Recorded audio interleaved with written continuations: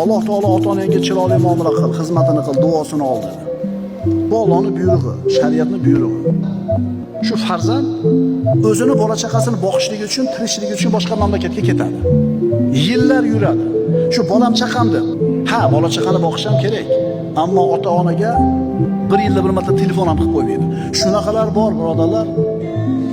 Shunday telefon qilib turib, "Ay, yaxshimisiz? Dada, yaxshimisiz? Men yaxshiman, ishlab yuribman" deb qo'yishga yaramaydiganlar bor. Farzandini deb ota-onasidan voz kechib, ota-onasini bir xizmatini qilmay, norozi qilyaptimi? Endi bunaqa yo'l bilan boqilgan farzand erta katta bo'lganda otaga xuddi shunaqa muomalani qiladi.